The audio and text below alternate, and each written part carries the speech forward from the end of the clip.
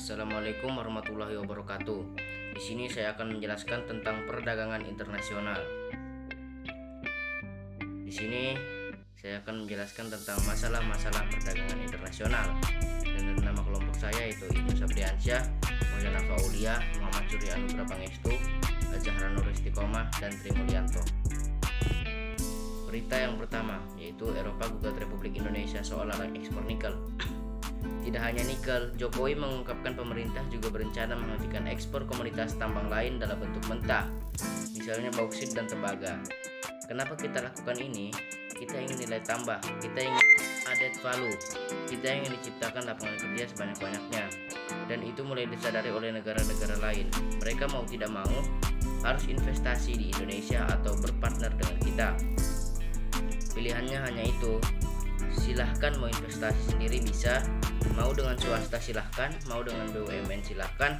Kita terbuka loh, tapi jangan kamu tarik-tarik kita ke WTO.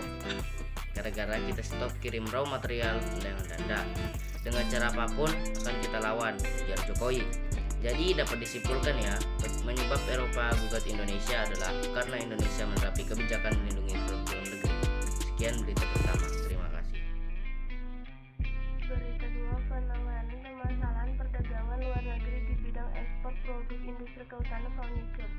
Disperindak Prof. Jateng bekerja sama dengan Kementerian Perdagangan RI menyelenggarakan fokus group discussion FGD penanganan permasalahan perdagangan luar negeri di daerah dengan tema penanganan permasalahan perdagangan luar negeri di bidang ekspor produk industri kehutanan furniture yang diadakan pada hari Selasa 14 September 2021 di Hotel Gate Semarang.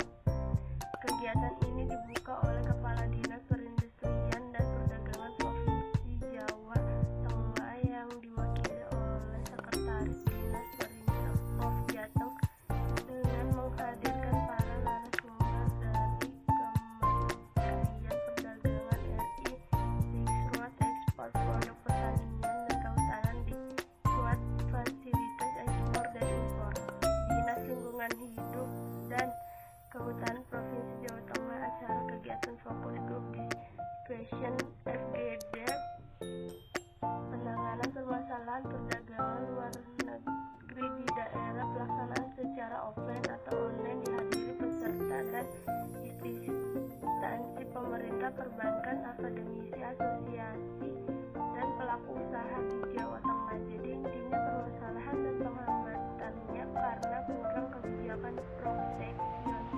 Berita ketiga, pengusaha batubara meminta solusi cepat dari pemerintah atas larangan ekspor batubara yang memicu kenaikan harga bahan bakar dan mengganggu pasokan energi di beberapa negara besar. Pemerintah melarang ekspor batubara mulai karena khawatir tidak dapat memenuhi permintaan listrik di dalam negeri. Mengutip Reuters, analis memperkirakan larangan ini menimbulkan risiko yang lebih luas dan berdampak tidak langsung pada ekonomi Cina, India, Jepang, dan Korea Selatan. Berdasarkan data dari KPLER, negara-negara tersebut menerima 73% ekspor batubara Indonesia pada tahun lalu. Pusat perdagangan utama batubara seperti Australia ditutup pada Senin karena liburan tahun baru. Tetapi harga batubara ke pantai barat India telah naik Rp500 atau sekitar 6,73 US dollar per ton sejak larangan diumumkan, ujar analis bisnis di E-Energy Natural Research Limited Ria Vyas, seperti dikutip dari Reuters Rabu. Meski demikian, dia tidak mengetahui apakah ada kejadian force majeure yang dinyatakan eksportir akibat kebijakan baru. Cina sebuah sistem perdagangan dunia perlu direformasi. Perdagangan dunia saat ini tidak sempurna dan Cina mendukung upaya reformasi sistem itu, termasuk merombak organisasi perdagangan dunia atau WTO untuk membuatnya lebih adil dan lebih efektif, kata diplomat senior Beijing. Cina mendukung reformasi yang diperlukan dan kesempurnaan sistem saat ini termasuk ke WTO untuk membuatnya lebih adil dan lebih efektif dan lebih rasional. Prinsip dasar WTO adalah menentang proteksionisme dan mendukung perdagangan bebas tidak boleh berubah. Tetapi hak-hak negara berkembang juga tidak boleh diabaikan, katanya. Penyebab Cina menyatakan sistem perdagangan dunia perlu direformasi yaitu untuk kemungkinan negara-negara menikmati hasil perkembangan globalisasi secara lebih adil, tidak untuk lebih memperlebar perbedaan antara selatan dan utara, kata Wang. Ekspor Cina tumbuh 25,6% yoi pada Agustus 2021. Laju tersebut lebih kencang dibandingkan bulan sebelumnya 19,3%. Dilansir Reuters Selasa 7/9, realisasi pertumbuhan tersebut di atas perkiraan jarak pendapat analis yang hanya menaksir laju 17,1%. Kondisi ini menunjukkan ketahanan industri negeri tirai bambu di tengah naiknya jumlah kasus COVID-19 dan kendala pada rantai pasok.